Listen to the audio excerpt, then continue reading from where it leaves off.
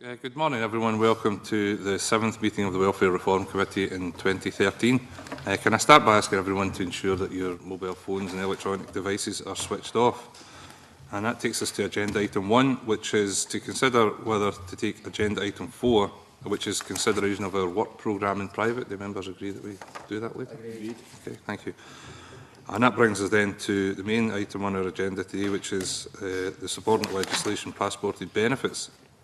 We have with us today Councillor Jimmy Black of Dundee City Council, Councillor Dave Fallows of Highland Council, Councillor James McCabe of North Lanarkshire Council and Councillor Stuart Bell of Scottish Borders Council.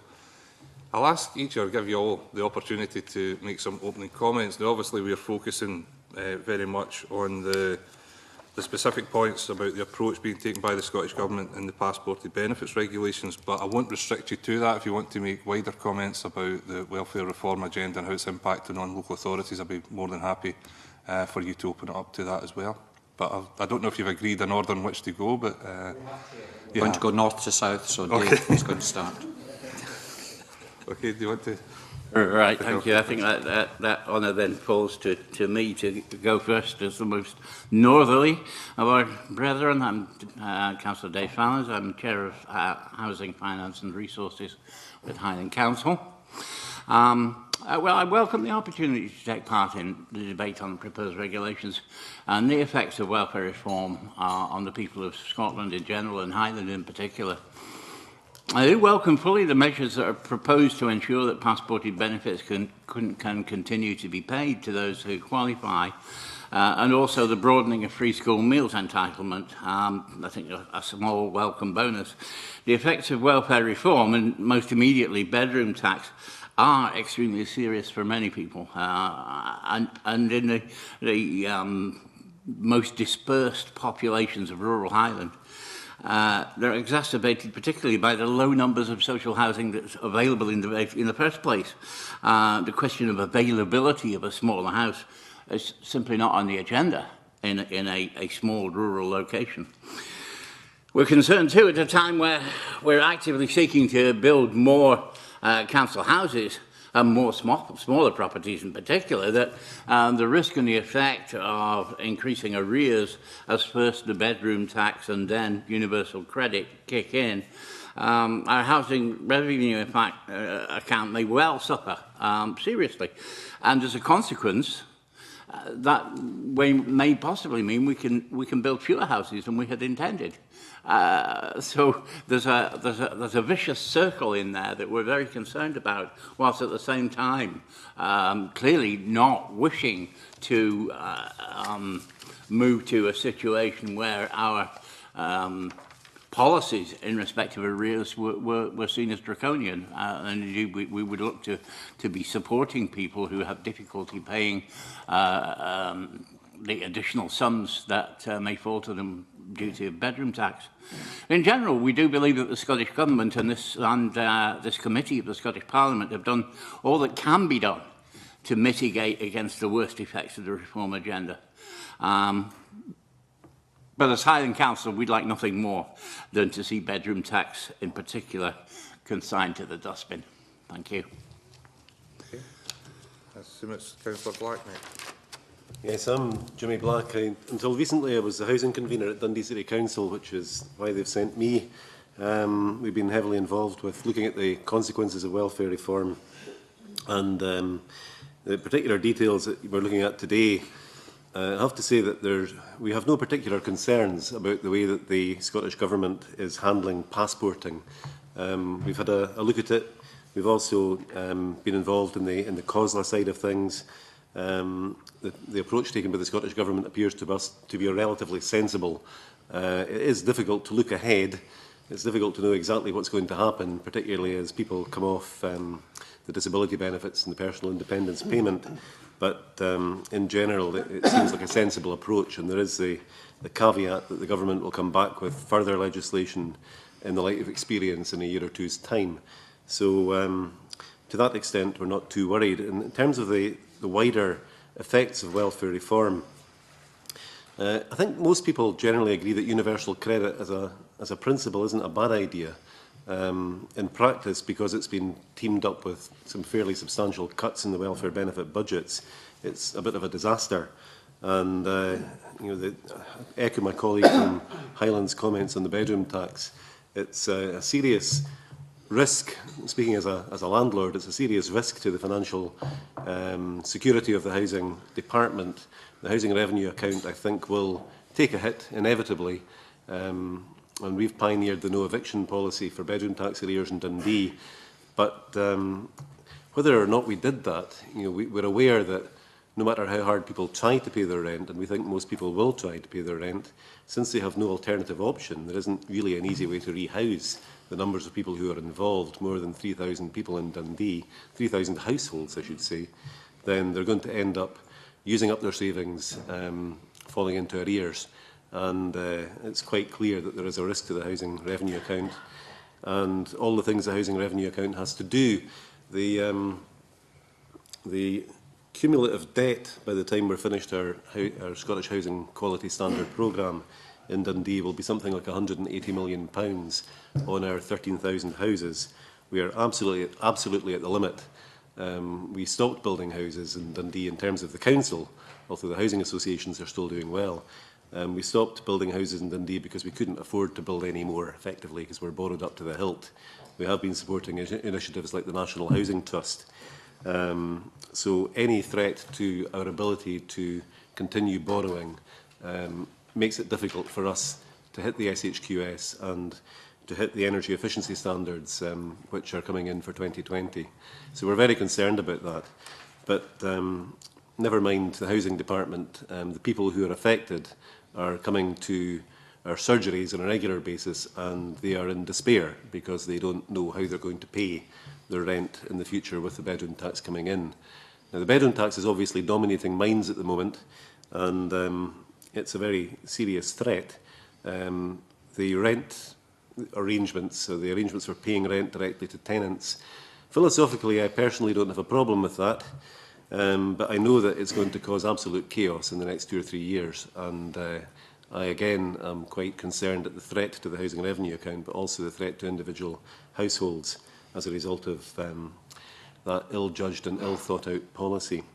So with all of that, there's maybe one new issue I would like to bring in on the school meals, and there may be people here who can help explain this to me. It may be that I'm seeing a problem that isn't there. One of the good things about universal credit is that it incentivises work, or it should do anyway.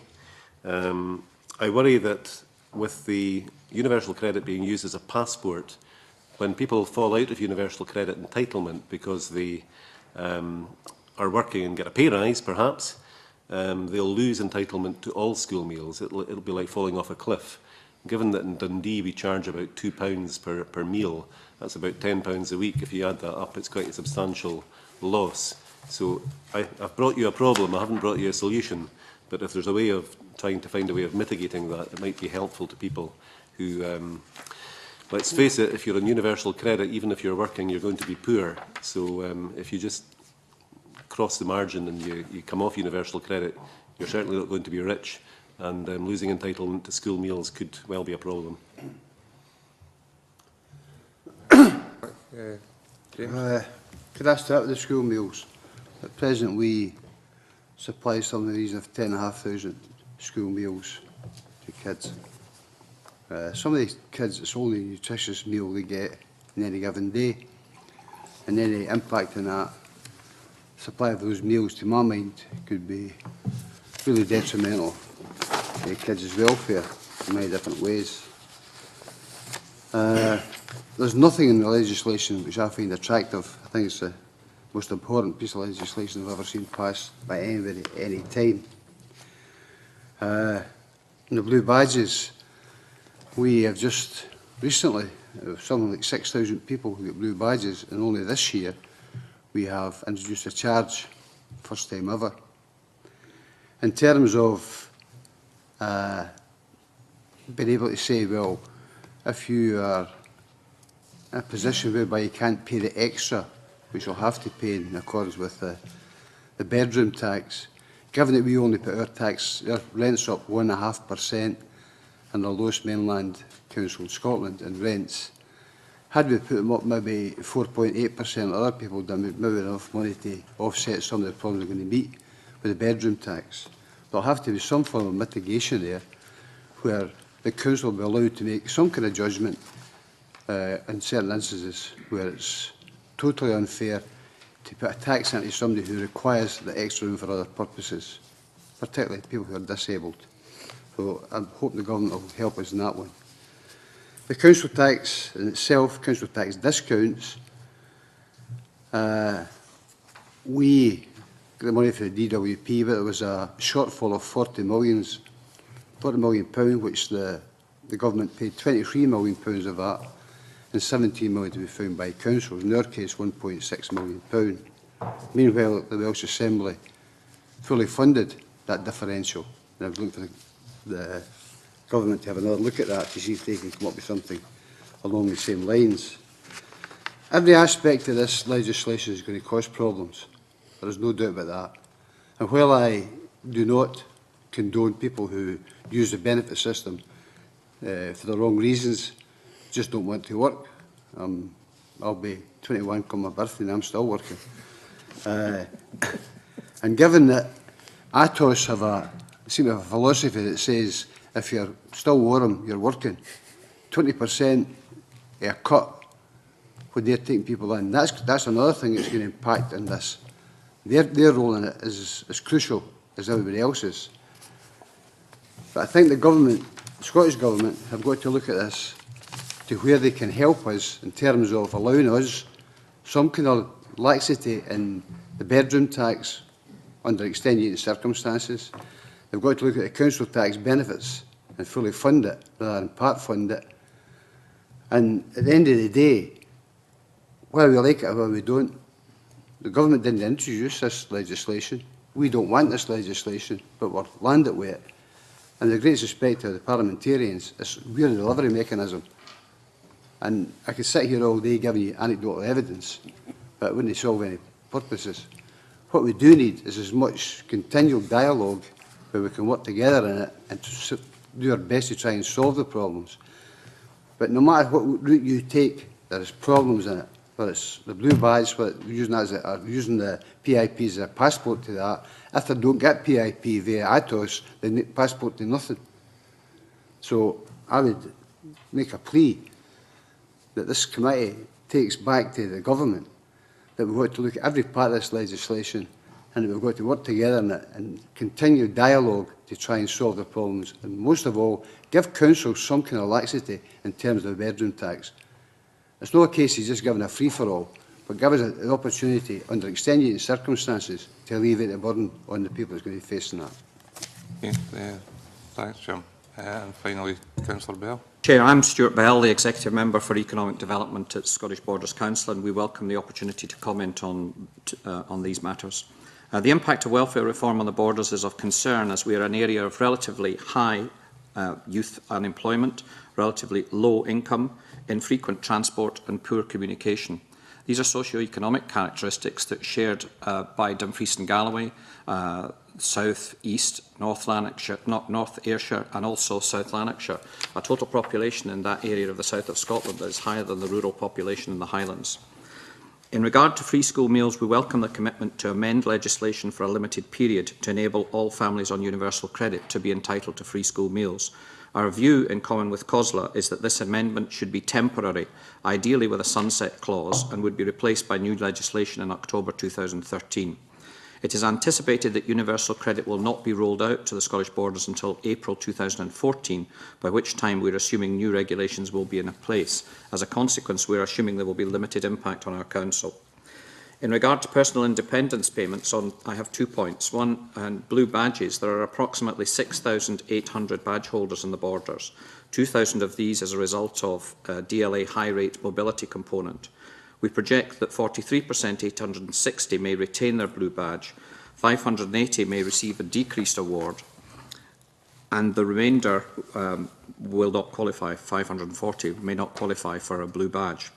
So whilst we welcome the mitigating effect of the amendments we are concerned that there are still a number of people who will no longer qualify for the badges and that there will be a consequential increase in the number of applications received or appeals made, putting an increased administrative burden on the Council and additional costs in terms of independent medical assessments, which could cost up to £14,000 a year, we estimate. Also, we have a suggestion. There is a potential for the appeals process for PIP being so lengthy that a person's blue badge expires before the appeal is decided upon. Could there perhaps be a temporary extension?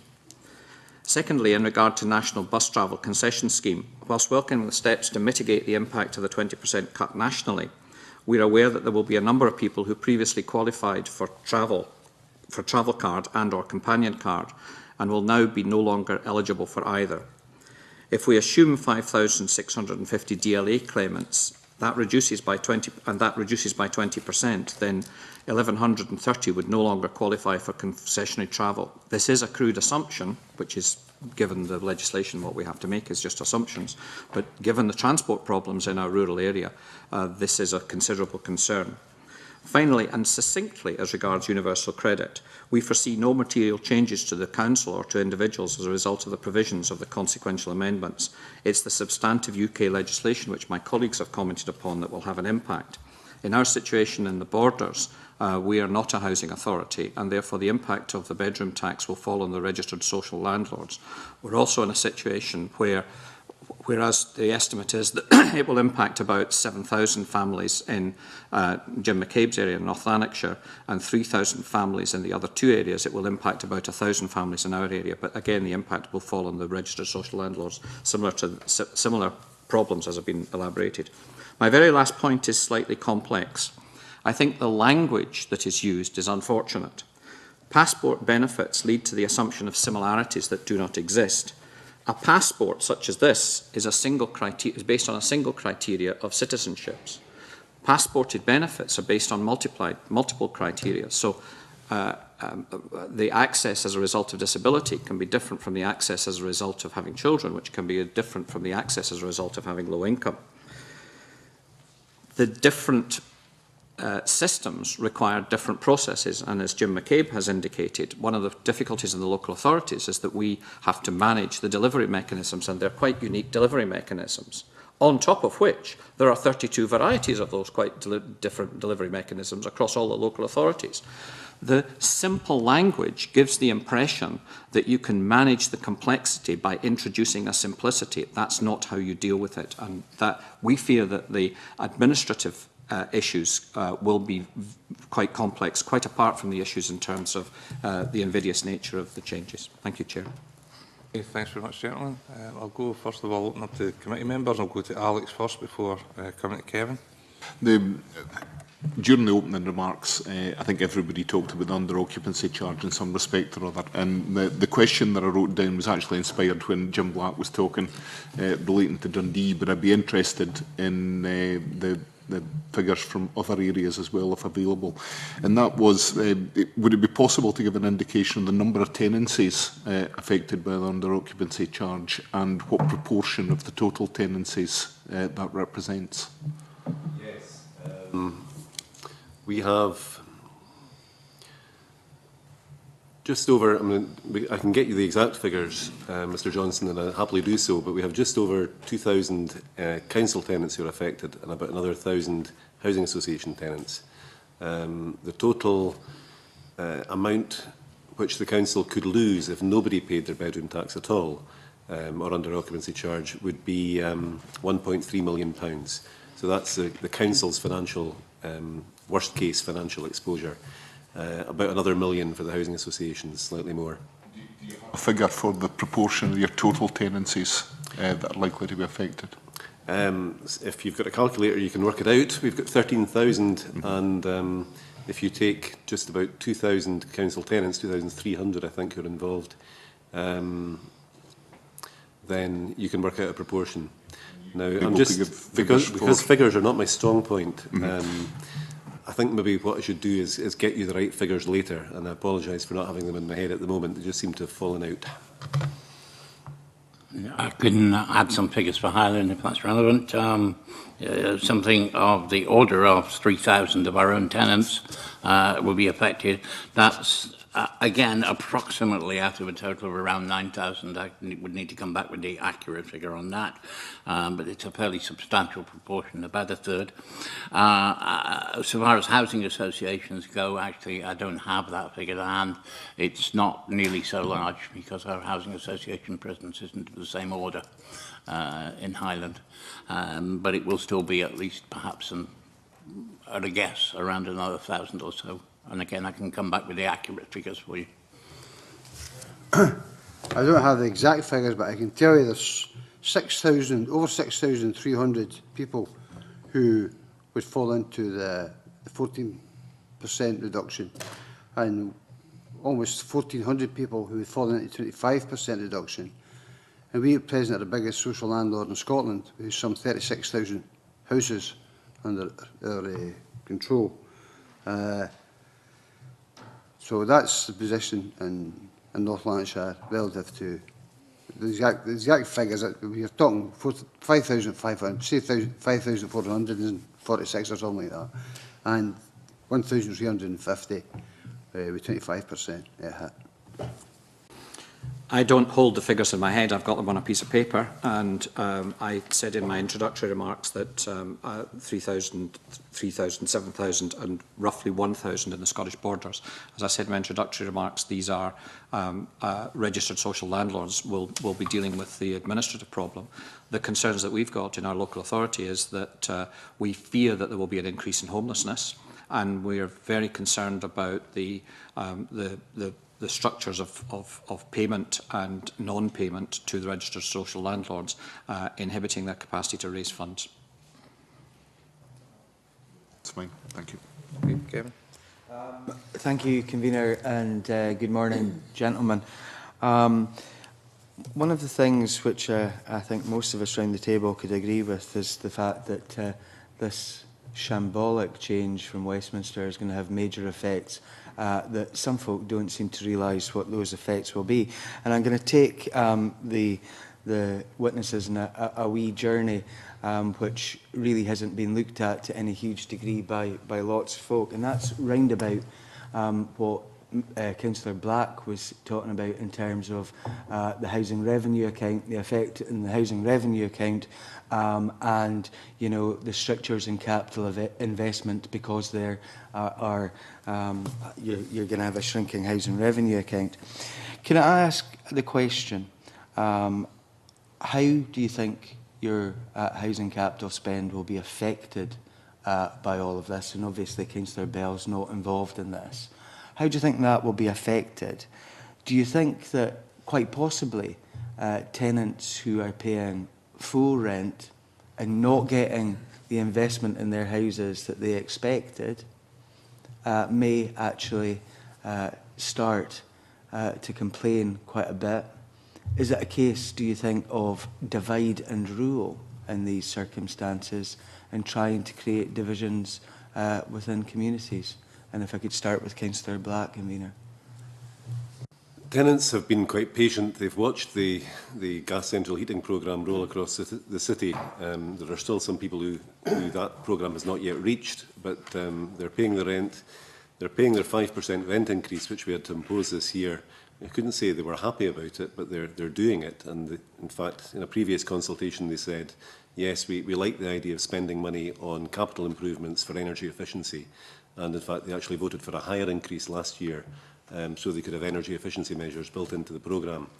That, I would say, is one of the things that's at risk. Anything that we don't have to do is the kind of thing that we end up looking at cutting. And we don't really want to cut this, because actually the best way of tackling fuel poverty is to insulate homes and provide more efficient heating systems. That's something we've had some success in doing in Dundee recently. If our housing revenue account takes a hit because of the bedroom tax or the other aspects of welfare reform, I'm not the housing convener anymore, but if I was, then I would probably be looking first of all at the revenue repairs budget, and I would look for any kind of, if you like, non-essential repairs that we could delay. That might be work to footpaths, that kind of thing. It might be external cyclical maintenance involving painting closes and cleaning out gutters. Now, these things are not good things to delay for very long because they lead to deterioration in the building. If you don't clean out gutters, you get dampness in the walls and that kind of thing. After that, I would look at cutting expenditure, capital expenditure, on things that we might be able to do without. Now, it takes a wee while, just because of the way that the capital programme works. If you stop replacing roofs, it takes you about a year or two before you actually get the benefit of that in your revenue account. But nonetheless, that's the kind of thing that we would actually start looking at and think, well, maybe that roof will do a bit longer. And we've already had to make some compromises like that, so we can hit the Scottish Housing Quality Standard.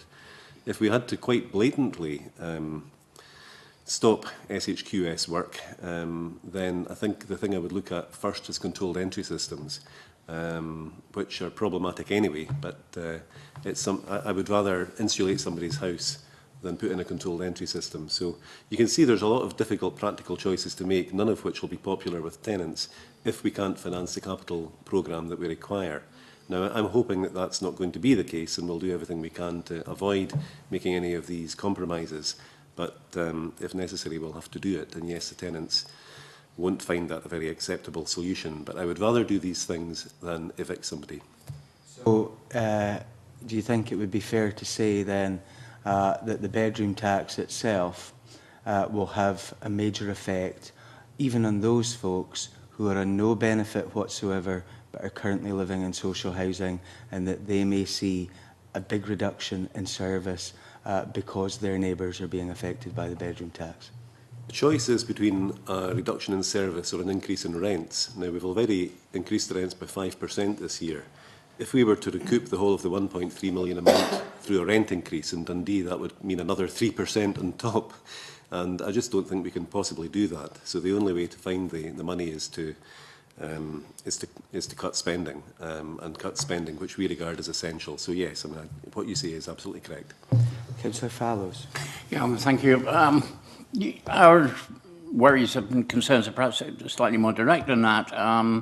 In essence, over the last 3 years, we have seen some very considerable improvements in the way our Housing and Property Services Department conduct the business, and their maintenance issues in particular. And the introduction of mobile and flexible working systems has meant that the throughput of work has increased greatly, and that's saved a very substantial amount of money. The bottom line of that is that over the last 3 years, we've had really relatively very small increases needed in order to be able to cover our maintenance costs. And as a result, we have, with the active agreement of tenants, been able to make increases which were, in each case, below inflation, yet included an additional percentage, an additional 1% in each of the last 3 years, that allowed us to build more houses.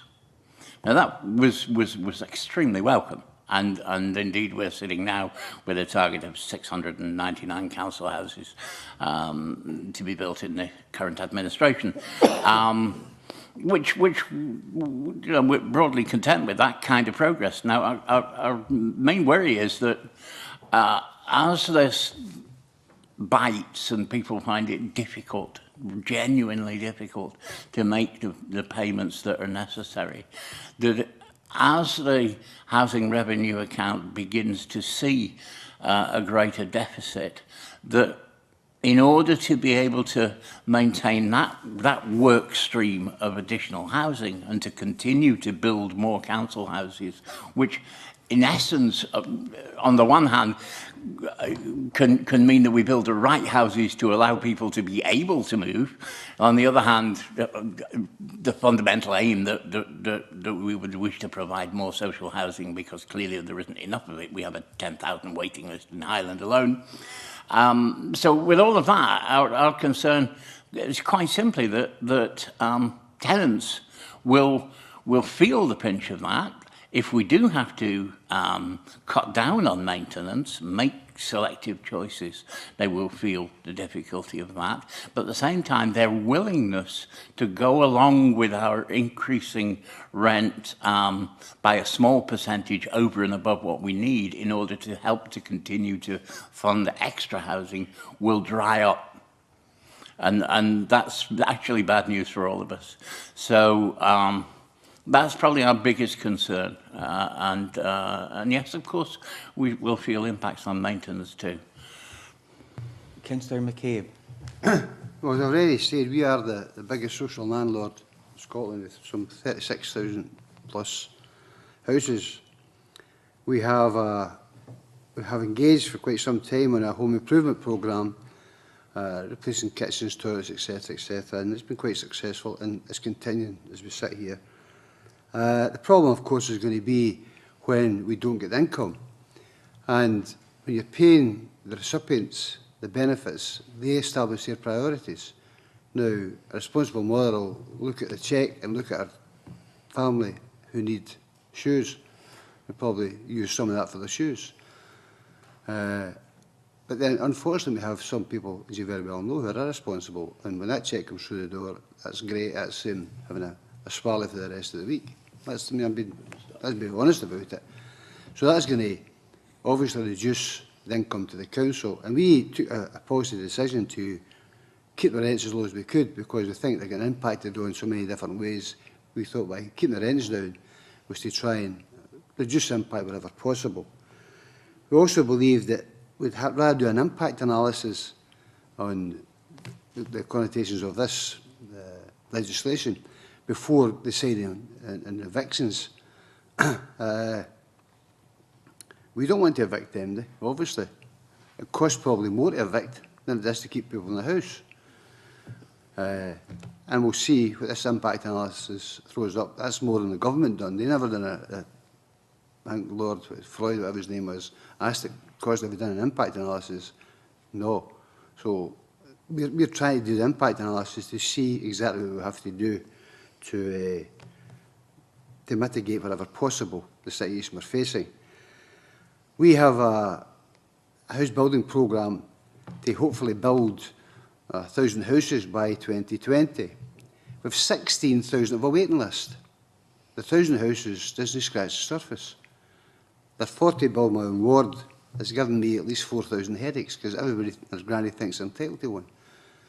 So the circumstances in terms of housing is dire, dire. And where we get the money from to build them, heaven only knows.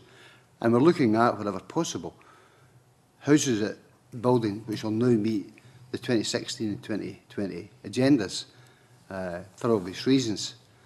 So that the whole, as I said before about this legislation, has so many different angles from which councils are going to be under immense pressure. If you can't bring it in, you can't spend it. That's fairly obvious. But we've got to try and continue to do what we're doing in terms of home improvements and house building wherever we can. And at the same time, attempt not to make the people who did nothing to do with this legislation, make them pay. And to say to people, we're putting your rents up to 5% or 6%, to pay for people who don't pay rent, for people who have no intention of paying rent, I think it's the wrong way to go. But everybody will do their own things. Every council has its own way of working. What I've asked already, I ask again, that we continue in dialogue to see if we come up with the best practice that suits everybody and work forward for that. The reality of the situation is, in your opinion, that not only those who will be affected directly by the bedroom tax will be affected, and that all tenants will suffer because of this legislation. The bedroom tax, the recipients getting the cheque through the door, these are areas which we cannot control. But if we get mitigation in the bedroom tax, under extenuating circumstances, that's going to help. It's not going to cure it, no chance. And we all have to meet the Scottish Quality Housing Standards, so therefore we've got to continue with the repairs and improvements. So it's a catch-22. Convener, just one final thing, and you know it's probably too much depth to go into today, but I think it would be very interesting to get analysis from the witnesses' councils about the likely effects that this will have on their housing business plans in terms of repairs and new build. And I know that that may involve some work, but I'm sure that work is being done right across the local government family. But if we could get that, I think that gives us a real indication of the impact that there will be, not only in those who will be directly affected by the bedroom tax, but all the tenants in these areas and in the other areas of Scotland. Before coming to Jamie, Linda indicated she was a supplementary on this.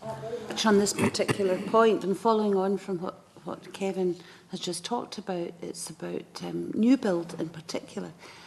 I mean, I worked in housing for many years, and one of the very fine things that Scottish housing associations and councils did while they were able to build houses was that we had an ethos of building homes, and it was to give people homes that could suit and fit as their lifestyles changed, their families grew up, different things happened. And one of my big concerns now is, Councillor Bell spoke about language earlier. I'm really concerned about a lot of the language that's used now that's slipping into everyday parlance.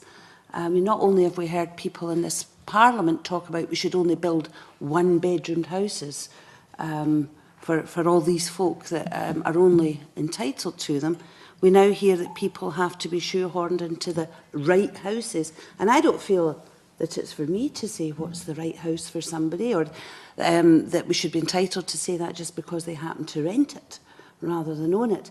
And I'm very, very worried that housing providers get forced into building the right houses to suit UK government policy rather than building homes for people in our communities.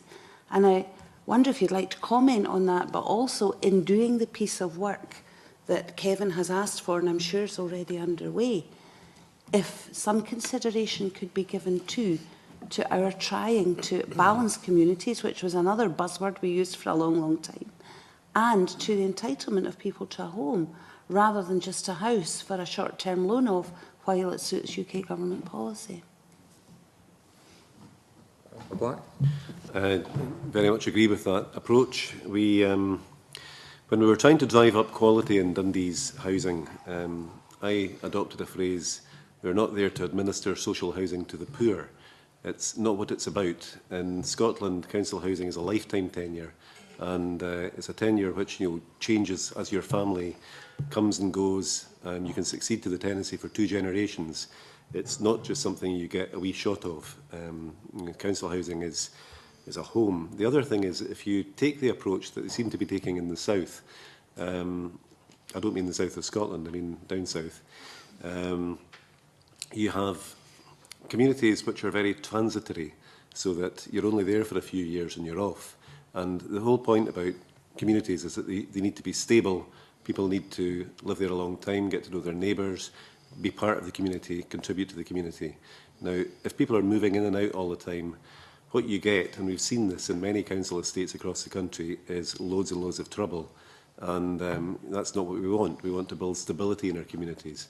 We want people to continue to live in our communities and to buy houses in those communities, if you like, if they want to move on from social renting. But yes, I completely agree that we shouldn't let design standards slip. One of the whole thrust of planning policy, just to move out of benefits and welfare for a minute, in the last few years has been away from one-bedroom flats in Dundee. We've got lots of one-bedroom flats in Dundee in the private sector in very poor condition, generally run by landlords, not all of whom operate to a very high standard. And what we actually wanted to do as a planning authority was to improve the housing stock in Dundee, make it more flexible so that it was homes, And this particular policy, which has been imposed on us from London, cuts right across that whole aim. Do we put our planning policy into reverse and change the nature of the housing stock and reduce the quality of the city by just simply going back to reverting to building one-bedroom flats? No, we don't want to do that. And that's one of the reasons why I look forward with great anticipation to independence. If I could just add in respect of that and take some of Dave Fallow's thunder, there aren't a lot of one-bedroom flats in Scourie. And the problem, if people require one-bedroom flats in Scourie, is there's no option. And that's the same in all the rural areas. Yeah, thank you. You're absolutely right. And indeed, I don't think our council would have the slightest intention of ever building a one-bedroom flat in Skellery either. And that's for exactly that reason.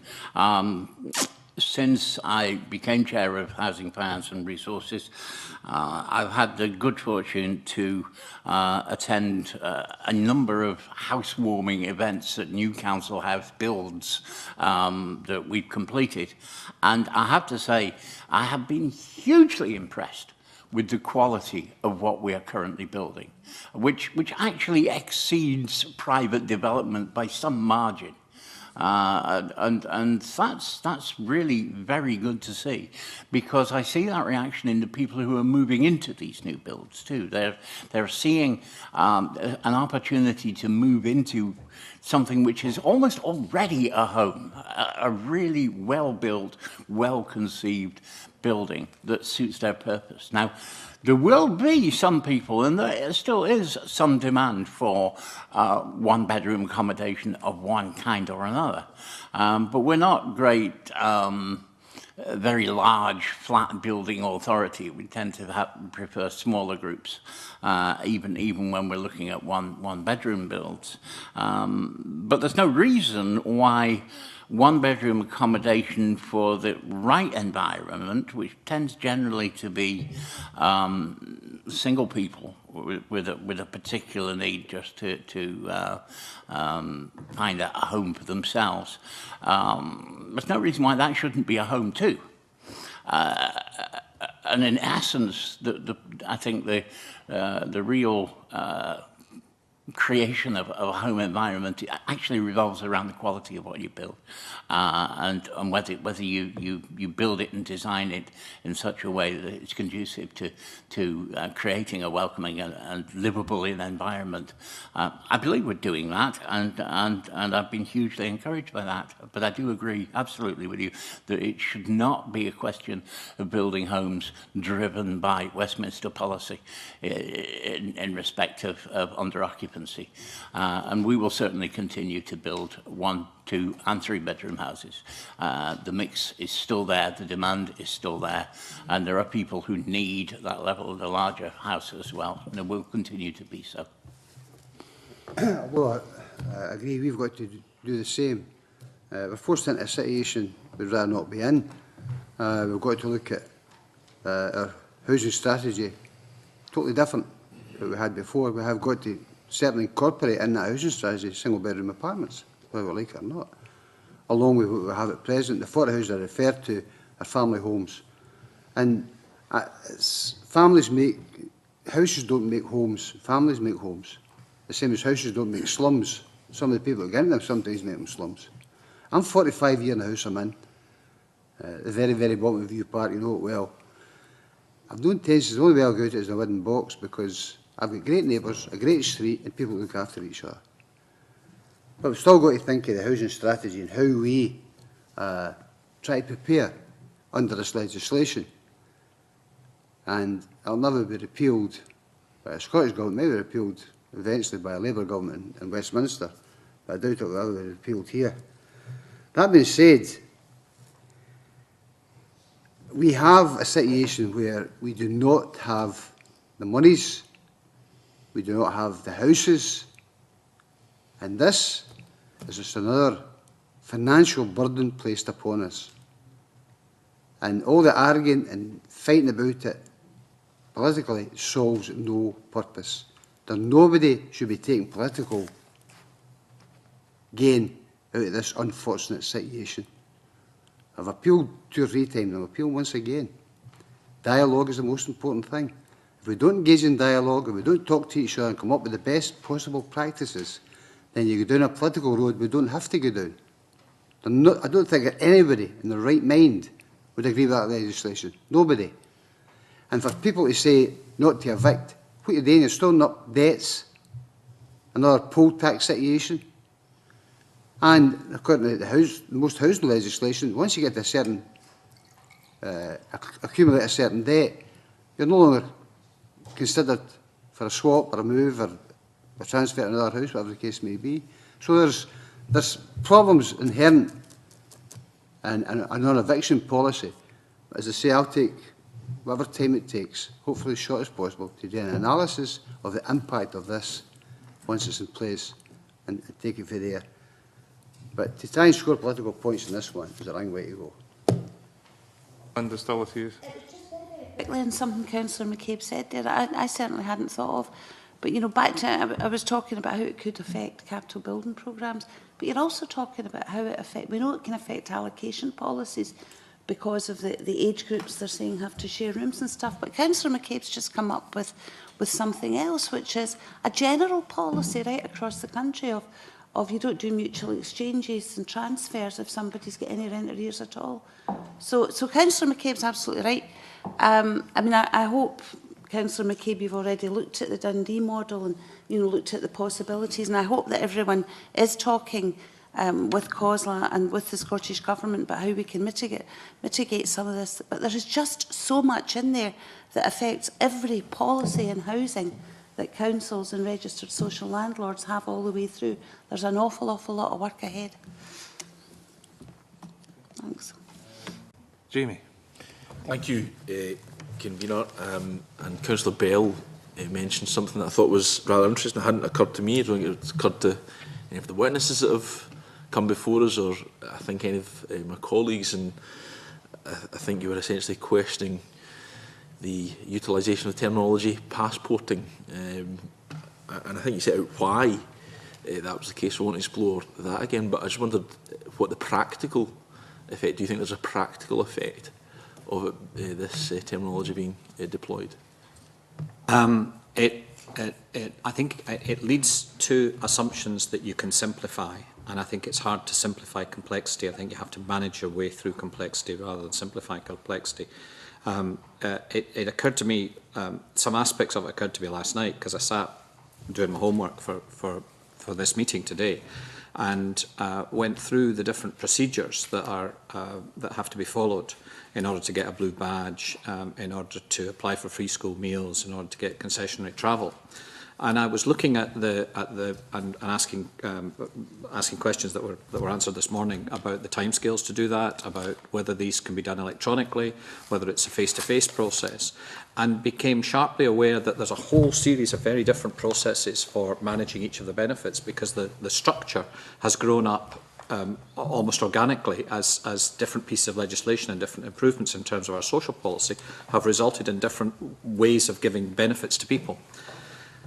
And each local authority is managing these in quite different ways. And to then start talking about passported benefits leads you that you can make assumptions.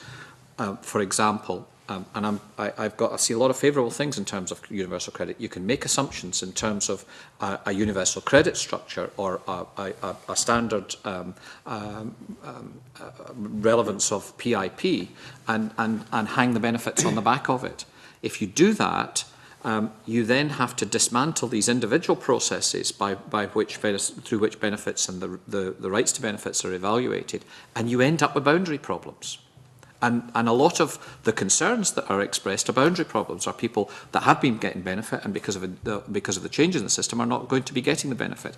And this simplification in language leads people to assume that you can improve the system by simplifying the system. And it just seems wrong-headed to me. I'm afraid I come at this without decades of political experience. I've only been a councillor for 10 months, and I've worked in manufacturing industry, designing and running operational systems. And the complexity of how benefits are administered in just one local authority staggers me. It must be horrendous across all 32, and I think it's wrong-headed to try and manage improvement in that by treating it as a uniformity. You have to deal with the reality of the diversity. But I'm sorry, I don't quite follow that, because we're dealing with a set of regulations that will imbue uniformity by their very nature. So, I mean, I suppose my question is, what's the problem here? Victims, people who have been getting a blue badge and are not going to get it as a consequence of the change in the regulations. Administrative burdens, an overloading of appeals. For one thing, there'll be internal costs for 32 local authorities in changing their systems and procedures. not just one set of costs, but those costs times 32. For the local authorities, then you're not getting constituents coming to you complaining about the utilisation of the term passport benefits, because I can tell you I'm not getting them. I don't imagine most people out there are aware of what a passported benefit means in of itself. I did say in my remark, Jamie, that what I was talking about was not simple. It's the administrative costs and the management within the local authorities times 32. But secondly, the simplifying structure leads to boundary issues, because if you've got a single criteria, making the assumption that there's a single passport and a single delivery mechanism through universal credit of PIP, you end up with boundary issues as people are shoehorned into a single structure. Okay. Councillor Black. Oh, sorry, I don't know if Councillor Fallows wanted to say something. Yeah, just whilst we were having that discussion, it occurs to me that one of the things that I'm not clear about, actually, is the method of evidencing universal credit entitlement. That I don't see anything in the legislation that says that there's going to be a formal letter of award in relation to this new digital world of online application for benefits. So how individuals come to apply for passported benefits through evidencing that they have universal credit actually raises a question. How do they do that? And I'm not sure that I know the answer. Okay, I think that's actually a useful point to put in the record, so thank you for that. Councillor Black, you set out, I think in your opening remarks, you said something along the lines, and probably paraphrasing slightly, that you had no particular concern about the way the Scottish Government was handling passporting and that it was a sensible approach, but you said, but you caveated it slightly, saying it's difficult to look ahead. Could you explain what you meant by that? I think, at risk of sounding like a civil servant, there are many factors at play here. I think there are a number of different things that can happen that could change the equation. For example, this question about administering blue badge schemes, that could well give us extra costs. It's hard to predict how many people will have to apply directly to the council rather than using the passported benefit, to use that phrase that Councillor Bell doesn't like. So we don't know exactly what the demand will be and what the cost will be. On the other hand, we're not going to be administering housing benefit in quite the same way, and we've got a whole lot of people who administer housing benefit now, so maybe there's a trade-off there, you know, and whatever happens in the future to housing benefit, it's unlikely, I think, that we'd have 32 local authorities administering it in the future. So I think there are a lot of unpredictable things, and that's why the Scottish Government's approach is sensible, because it enables us to have a couple of years before we actually have to put the permanent legislation into place. Trying to think of other unpredictables which might come up. School meals. One of the other factors there, I mean, it could well be that universal credit will bring more people into entitlement to school meals, because more people who are in work will be able to claim universal credit. Therefore, there will be a larger pool of people able to claim these things for their children. But at the moment, even under the current scheme, about a quarter of secondary children in Dundee who are entitled to school meals don't claim them. And we've driven that up. I mean, in the last 3 years, we've gone from about 55% take-up to about 75% take-up. So, you know, we are doing our best to actually get more people to take school meals, but there's still that slack there which we need to take up. And we want, for reasons of children's health, you know, good diet, just being sure that children are well fed, can concentrate at school. We want everyone who's entitled to school meals to take them up rather than eat pies or take packed lunches.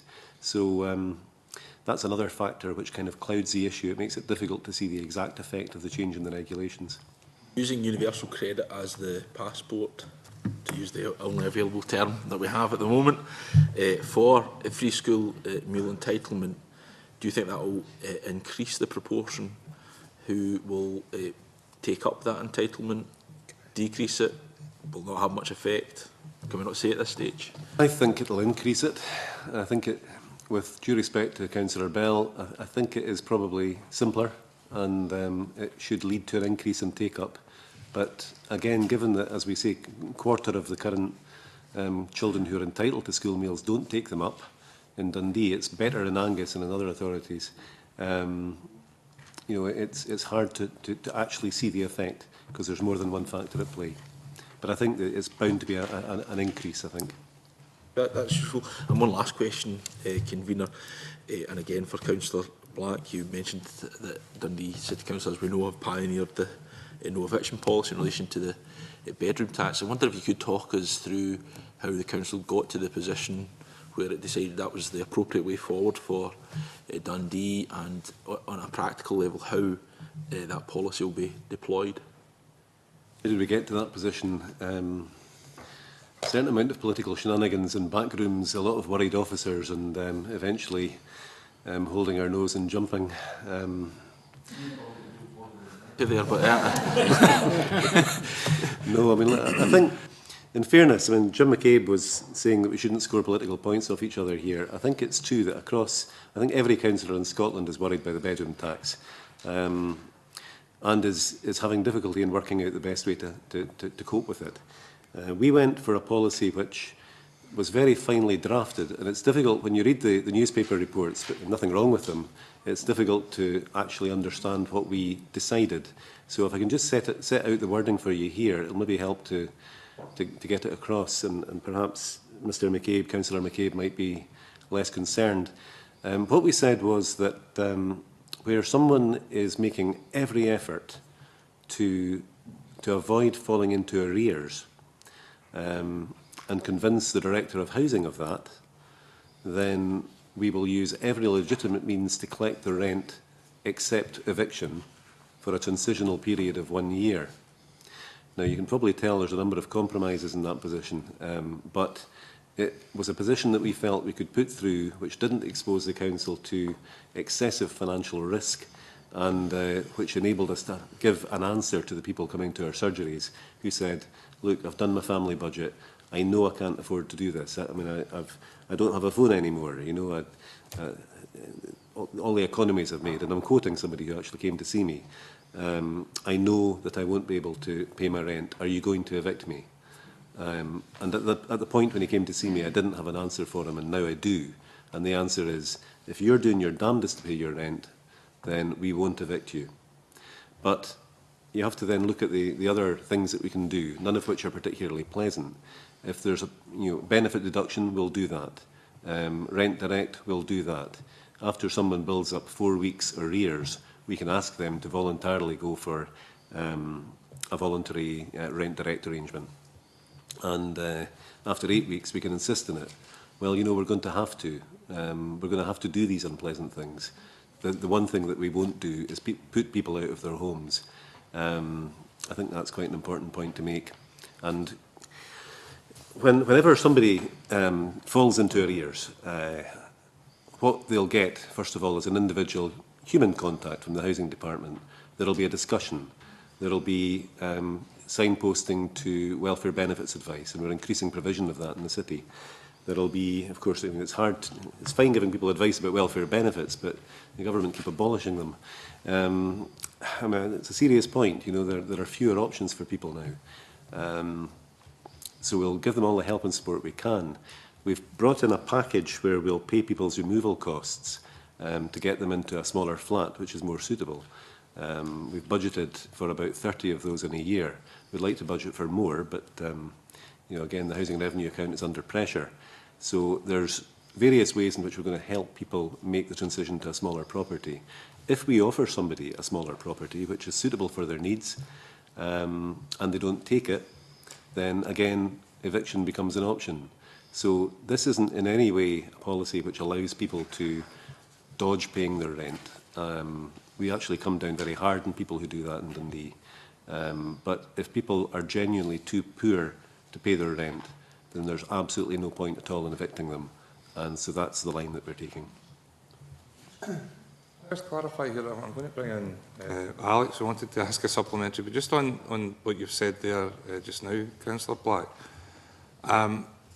You said that in those circumstances there would be no eviction, and I can understand that, and I think a lot of the local authorities that I've spoken to individually are taking the same position. They work very strenuously with people who are affected by the bedroom tax to try and avoid at all costs the possibility of eviction. But a lot have said, but ultimately that sanction still remains. Are you caveating that slightly further by saying, but we might offer you a smaller home, and if you don't take it, then that possibility of eviction becomes live at that point? Every individual case is dealt with individually. Obvious thing to say, I suppose. If we come up with a smaller flat and somebody turns it down and gives us a good reason for doing so, I can't imagine we'd want to evict them in those circumstances. But let's say we offer them the flat which is the ideal size for them, according to the UK government anyway, and it's in the same area and it doesn't disrupt their family and their education and all the rest of it, and we say, we'll help you with your removal and we'll connect up your telephone and we'll, if you can afford one, and we'll do your floor covering, and they still say no, I'm not paying, this is a bedroom tax and I'm against it, then what are we going to do? You know, in those circumstances, I think we have to decide what our responsibility is to all our other tenants, and at that point we have to say, well, I'm sorry, I think really you should take this offer, because if you don't, then the cover against eviction disappears. Alex, you wanted to ask a supplementary? Hopefully very briefly. This was supplementary to what Jamie started to talk about, and we moved on to other things. It's specifically for Stuart Bell. In his opening remarks, he spoke about a sunset clause now for the regulation that we're discussing. Now, I've argued for sunset clauses in other regulations before, but not necessarily for the reasons that you've suggested it would be useful here. In fact, my fear tends to be that you've got to keep these transitional arrangements in place until such time as a replacement for them can come along. So I'm yet to be persuaded. I wondered if there was anything else you wanted to say about your sunset clause suggestion. I'm sorry, Alex, I'm not in a position to add any further information in regard to that because of the levels of uncertainty that we're dealing with in terms of the timescales. One advantage of a sunset clause might be that put pressure on to satisfactorily work through the transitional arrangements, but that's all I know of. Thanks. Ian, to be followed by Annabelle. I think almost all of us in the committee pretty well agree that these measures are iniquitous and that local authorities are at the sharp end of having to deal with the real consequences. Well, those who suffer are the ones really at the sharp end, but in terms of service delivery, it's local authorities who are there. And we're also aware, I think, that local authorities in different ways are trying to find ways to deal with it and to mitigate it. And we've talked a bit, and the witnesses have talked a bit about ways of avoiding eviction. The other way in which there's been some discussion of how the impact of the bedroom tax could be mitigated is through discretionary housing payments. And I know some local authorities have tried to make additional allowance for that. And I just wanted to give the witnesses the opportunity to say whether they see that as a viable possibility for trying to reduce the impact of this. I maybe answer some of that. Certainly it helped to alleviate financial pressures if it was fully funded, which it isn't. In North Lanarkshire's case, we were awarded something like £360,000. If we so desire and we have the money, we can further increase that by one and a half times that. It takes up to £900,000. It'll not even scratch the surface in this situation. We'll use it, but in a very short space of time it will disappear because it's insufficient in so many different ways. So the concept of using the discretionary housing payments is a good idea, as long as you've got the money to do it. But with the money run's done, it's done. It's the same with the change. It used to be the social fund, where it was loans, which circulated, the loans come back to you. Now it's changed, it's grants. Once it's out, you've lost it. The council tax discounts, as I've referred to, underfunded. So we're hoping that people who have the purse strings may release some of this to help us. And just very quickly, while I'm talking, we talked about the blue badge. The estimated costs are something like 32,000 across authorities to adjust their IT systems to take this in. And there will be further costs, administration costs, advice, getting people set up to advise people on how best to deal with these problems. So the cost to the council is most certainly could be quite significant over a very short space of time.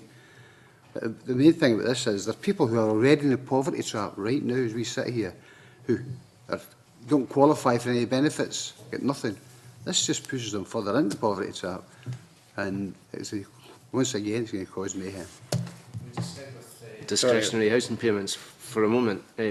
Councillor McCabe, you said there that you have an allocation towards that, and you can increase that by 1.5 times. Do you mean North Lanarkshire chose to increase it by 1.5 times, or that's a restriction? That's a restriction. We can increase it by 1.5 times the amount we awarded, 360,000. Takes it up to roughly 300,000. Okay, and how's that?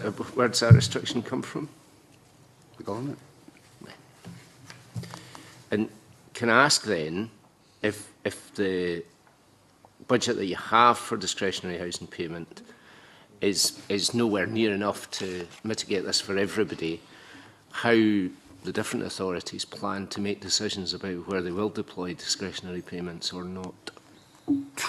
Well, obviously it's going to be on a sort of priority basis, but once you've established what you think are the priorities and people get to know what the priorities are, they will obviously come to you based on that top priority. But it's not as if it's a bottomless pit of money. And 900,000, I know it's a lot of money.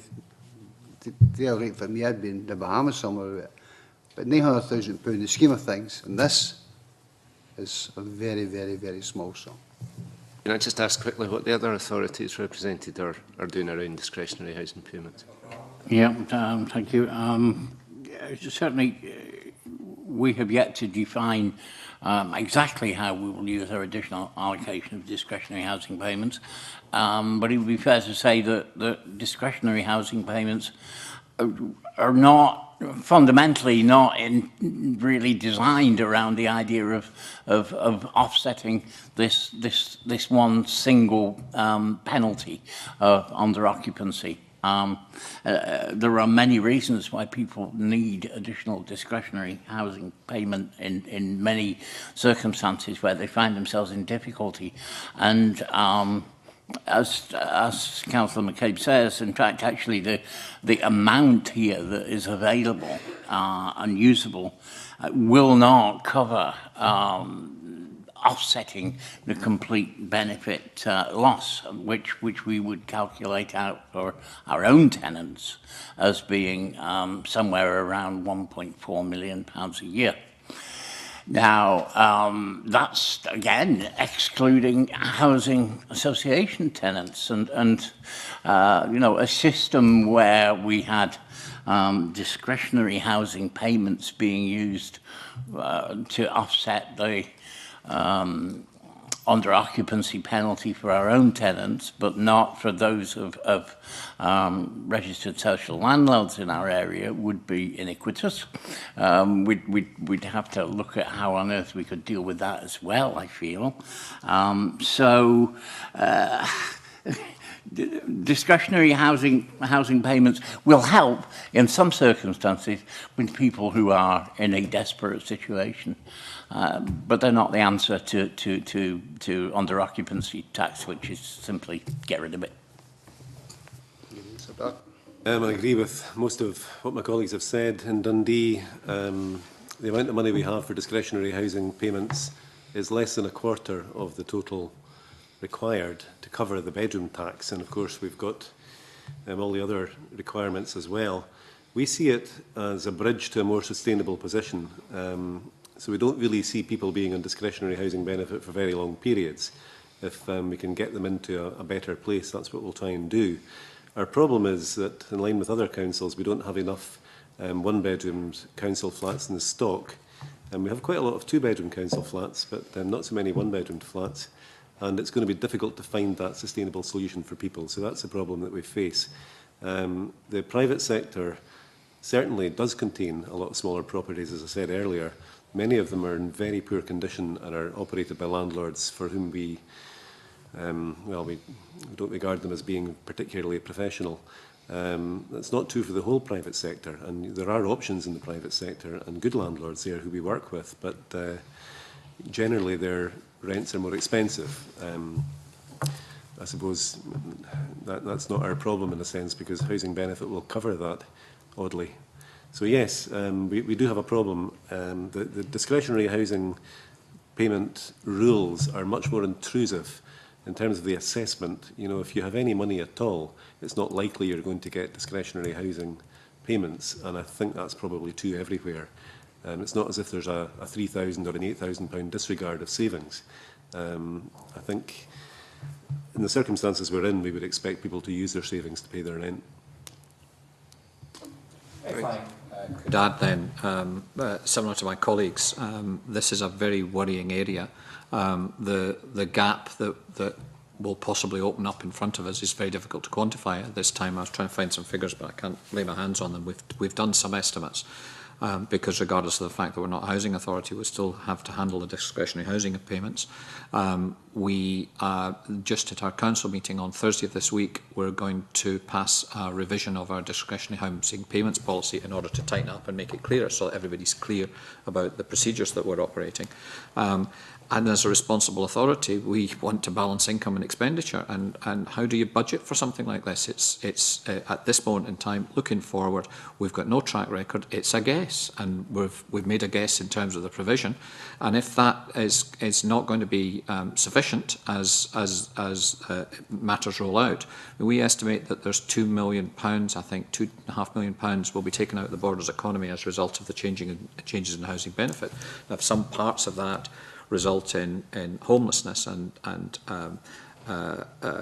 dire need, and there's a need to pay discretionary housing benefit, we'll have to look at what we can do in terms of other provisions in other budgets. I mean, some of my electors think I've only been put in there in order to fix the potholes, but we've got to make much more difficult decisions than that, and we'll just have to make those decisions. It's not going to be easy. Annabelle. Thank you, Convener, and good morning, gentlemen, and thank you all for coming. I think it's been a very interesting evidence session. We have learned a lot, I certainly have. Picking up on one point, I mean, looking at the context of welfare reform, I mean, this is a reserve matter. It's the UK government that hold the purse strings, sadly, and with the best will in the world, you can't mitigate every single aspect. It's a policy that lies with another government. But picking up on particularly what Councillor Black was saying about the pioneering position of Dundee Council on the bedroom tax and mitigation, and you know the clear message that all reasonable steps would be taken to avoid evictions in circumstances where arrears have arisen as a result of the bedroom tax. One issue that's come up in committee sessions before, and it's a very clear issue to me in terms of the problems caused by the bedroom tax in perhaps less well understood areas, concerns the parent who doesn't have a residence order but who has contact with their child. And the arrangements for contact and overnight contact and weekend contact and the arrangements of bedrooms and what would satisfy the sheriff in the local sheriff court. And I just wonder if Councillor Black could clarify that in the circumstances he was looking at in terms of, you know, a tenant being offered a comparable alternative accommodation, presumably Dundee Council would strive to ensure that, notwithstanding the fact the UK government takes no cognizance of what the local sheriff has said about contact orders, Dundee Council would in those circumstances. If you separate out our allocation rules from the benefit rules, absolutely, we would not refuse somebody a house on the grounds that it had an extra bedroom that they were going to use for their children. However, we've then got to work out what to do when someone comes to us and says, I want a two-bedroom flat, I'm on benefit, I need to have this two-bedroom flat because my child comes to visit even 3 nights a week or whatever. And we'll say, well, can you pay your rent? And, you know, at that point, we've got a very difficult decision to make. In their accommodation. If they're already in their accommodation and they can find a way to pay their rent and stay there, then absolutely there isn't going to be any action from the City Council. If they build up arrears because of the bedroom tax, they'll be covered by our policy. So I think they'd be safe enough.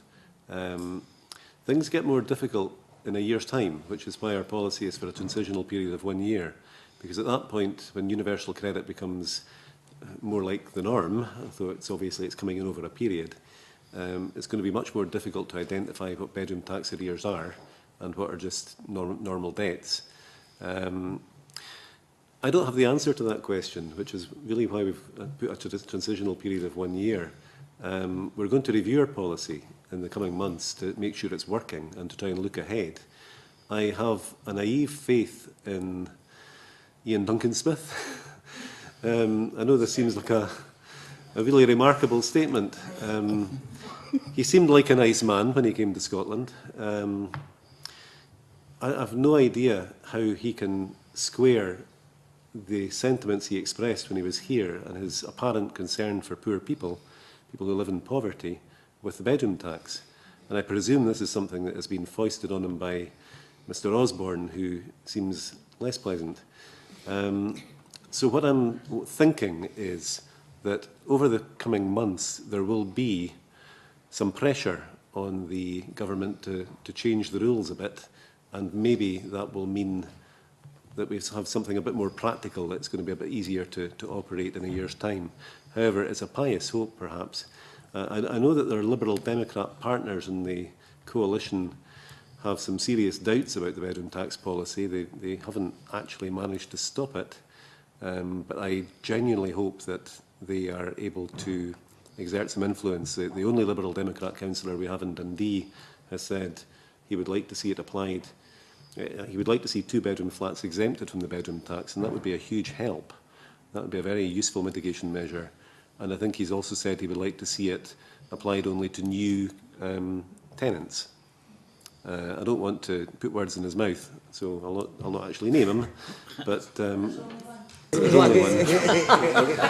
but those were the sentiments.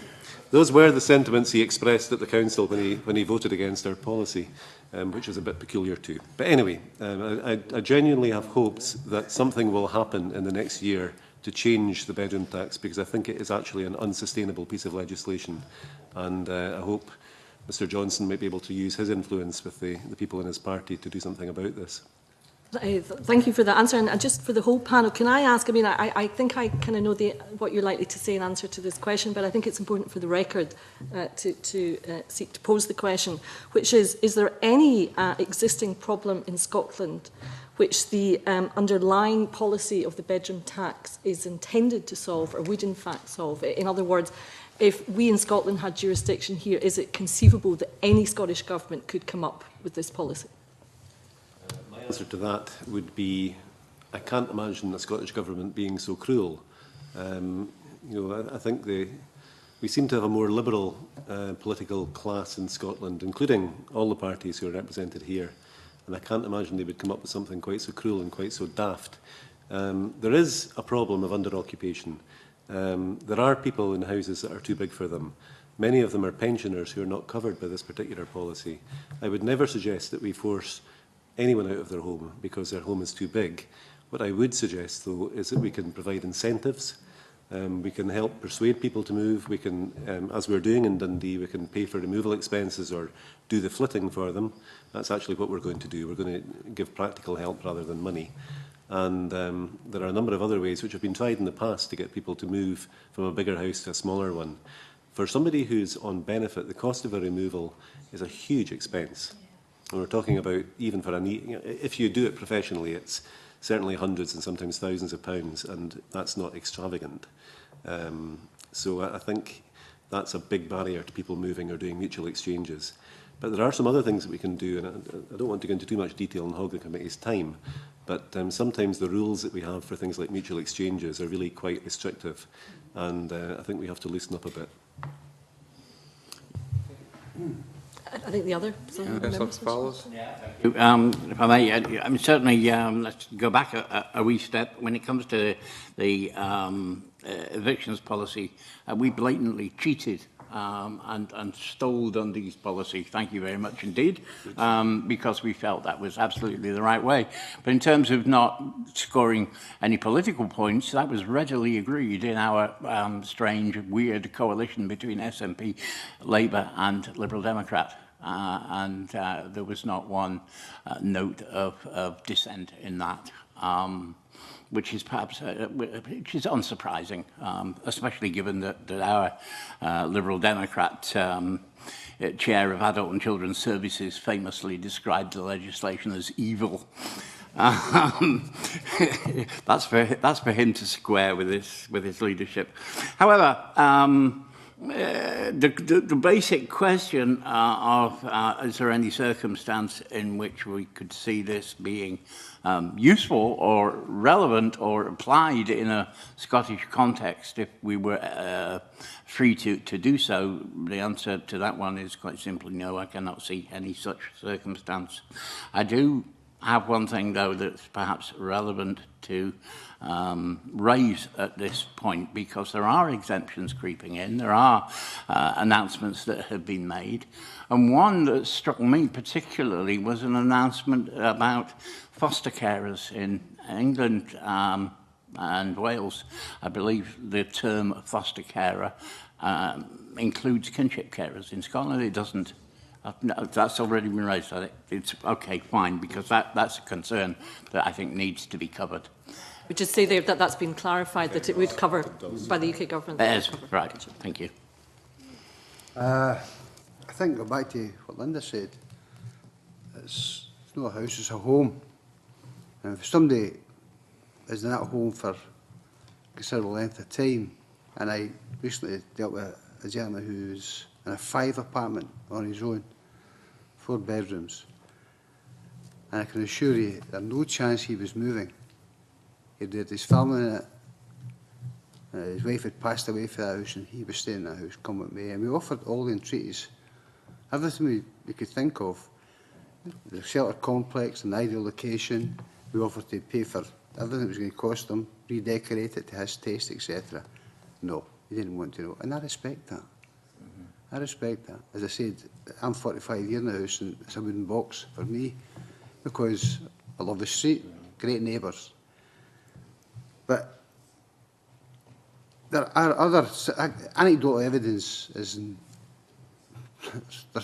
pages and pages and pages of people who are concerned. A very quick example: a young lady, well, young compared to me, she's 55. She's got Down syndrome. Now, she inherited the house from her aunt. It's a 2-bedroom.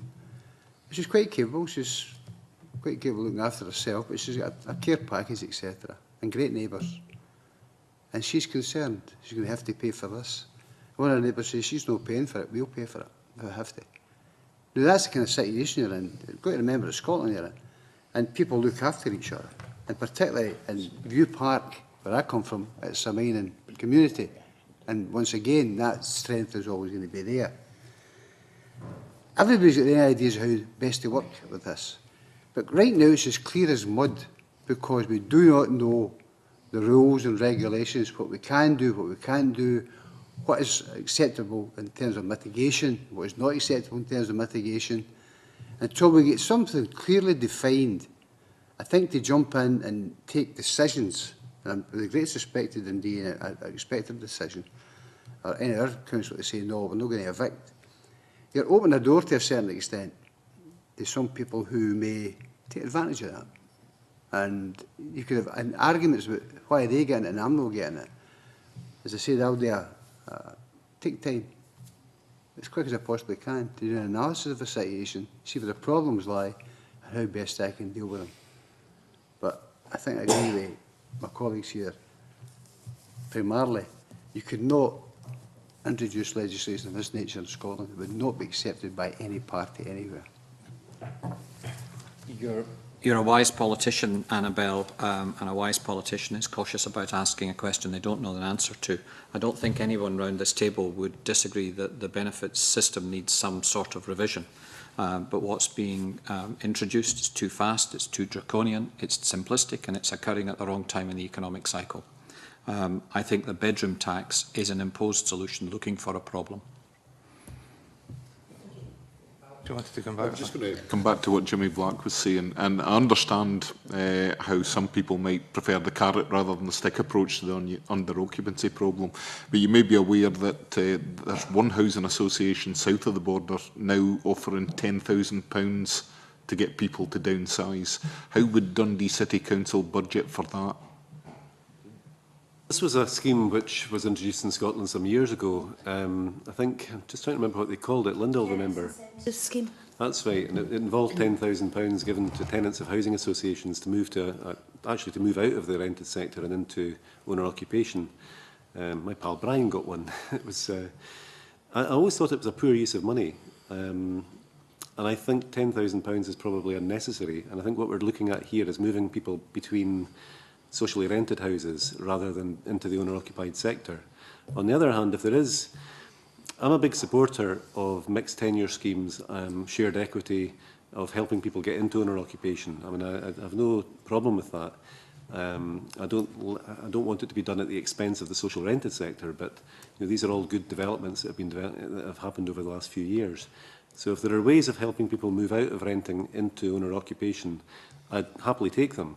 And one of the ways that we've been trying recently in Dundee is the National Housing Trust, where we've got about 90 odd flats being built under that scheme, with money provided by the council taxpayer rather than the rent payer, I'm glad to say, but it's a guaranteed loan from the Scottish Government, and it does mean that we're going to be able to introduce mid-market housing for people who are currently stuck in the social rented sector, can't get mortgages, can't get deposits.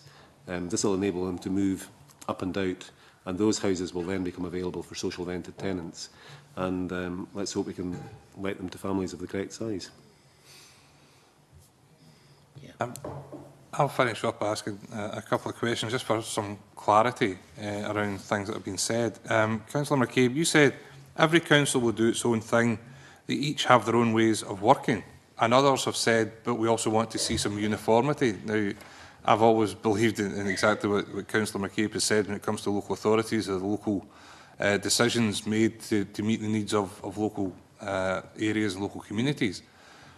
But within those local communities, there are different types of landlord. You know, there's other than those local authorities who don't have any council housing, there are registered social landlords and there are private landlords. Can you each give us an idea of how you're working with those other landlords to try and create some uniformity in your own local areas, so that you are taking local decisions based on the local needs, but taking the other people who've got responsibility when it comes to the issues like the bedroom tax, so that there is that uniformity, and that where housing associations are trying to comply with the legislation but equally trying not to evict, how are you helping them? We have a meeting scheduled for representation from RSLs. We haven't met with them as yet. We had a wee thing like the budget to get through, and it was a bit difficult. In this particular instance, what I said about councils doing their own thing, they will do that. It's different strokes for different folks. But it suits Dundee, might not suit North Lanarkshire, and it suits the Highlands, might not suit the Borders. And in a lot of instances, this is a totally different thing. This is totally different from anything we've faced at any time. It's by far the worst piece of legislation I've witnessed at any time.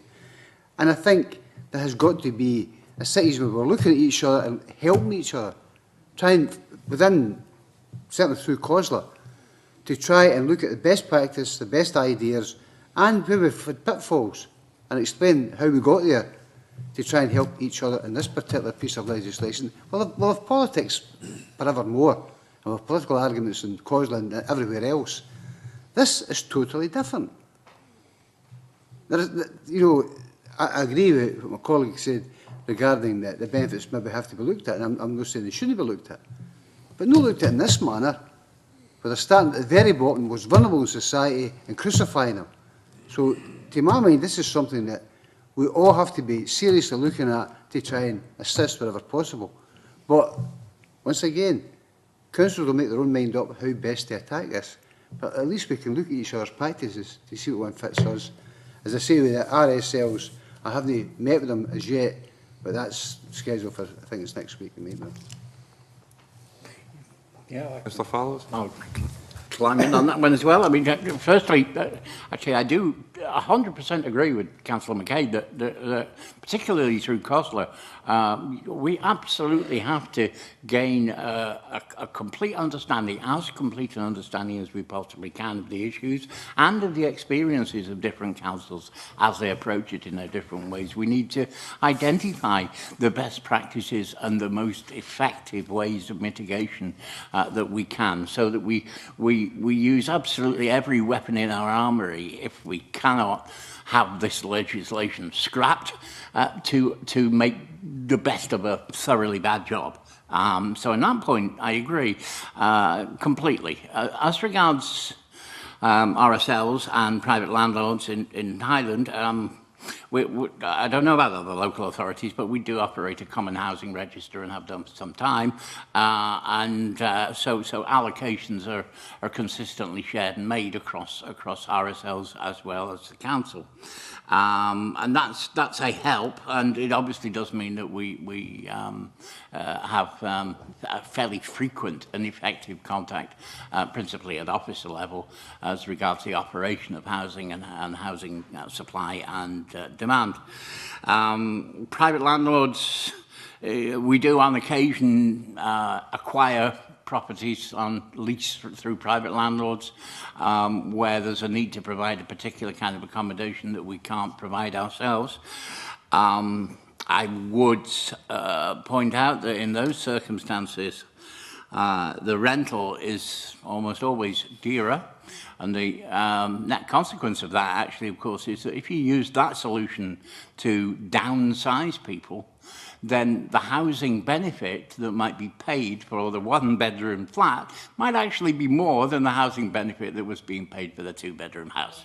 And that's a big issue and a big obstacle. Mid-market rents, though, we do see as a very effective and extremely useful weapon in the armoury because there are people who look to move to something slightly better in the market, something that suits their needs better in the mid-market sector, and that does free up the bottom line social housing for those who need it most. So we're actively working to look to introduce more opportunities for mid-market rent. Councillor Bell? We can be a wee bit thrown in the borders, but we're very cooperative with each other, and right from the start of the awareness in regard to welfare reform, our community planning partnership, which is quite strong, has been taking a lead approach in terms of coordinating all of the registered social landlords. So I've met with all the registered social landlords. The registered social landlords, citizen advice, the health service are integrated in terms of the approach. First of all, in terms of the communication, because we're very, very worried about communicating these changes to the most vulnerable in our society, as Jim McCabe has said, very worried about the communication, very worried about awareness raising, but also in terms of the detailed planning of the provisions and the actions that would need to be taking place. Although we're not a housing authority, that's being done in very close cooperation with the registered social landlords. Councillor Black, do you want to comment? It's not the bedroom tax, but restrictions came in 2008 in the private rented sector, which means that you're not going to be given benefit on a flat that's too big for your needs. And that was introduced, and this is not a political point, just factual, it was introduced by Labour in 2008. They only applied it to new tenants and to people with a change of circumstances, I understand. The new tenants, you could say that was sensible. The change of circumstances can be a bit more difficult to cope with. But nonetheless, I mean, that's already there. So that makes it easier for private landlords to manage any situations that might come up. In terms of using the private rented sector to rehouse people out of our stock, we already have a project called the Home Finder project, which is effectively, it provides tenants to private landlords who we are happy to work with. I mean, they have to be of a standard, and guarantees the deposits, which takes a big barrier away out of the way of tenants getting access to the private sector. We use that mostly for people who come to our homeless section, for whom private flats might actually be more suitable. And we will probably have to use it in the situation of people with a bedroom tax as well. But that's not something we've discussed in any detail yet.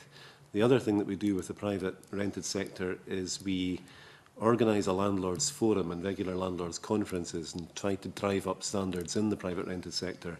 And we do get very good cooperation from a number of landlords who are clearly professional and you want to do the job properly. We don't really see much of those who are really the kind of fly-by-night sort of landlord. They're the ones that I would cheerfully see disappear from our city. And a final question. Earlier, Kevin Stewart suggested that an analysis of council house and building plans should be trawled by the committee to get a picture of it. Business plans, not building plans. Business plans.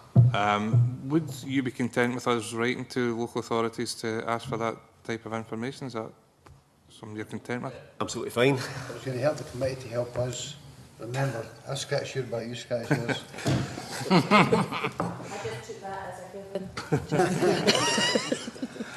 Okay, well, that appears to have concluded our questions this morning. Can I thank you all, gentlemen, for the informative information that you gave us this morning, and no doubt we'll keep in touch as things move forward, but thanks very much for your time just now. And I'll suspend for a few moments to before we go into private session.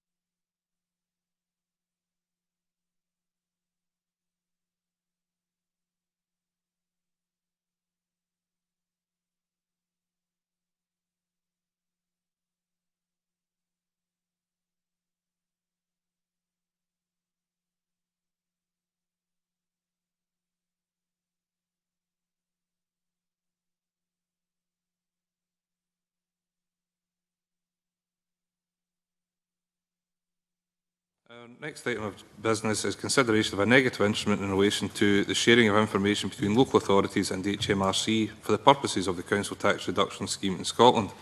The instrument was considered by the Subordinate Legislation Committee at its meeting on the 12th of March.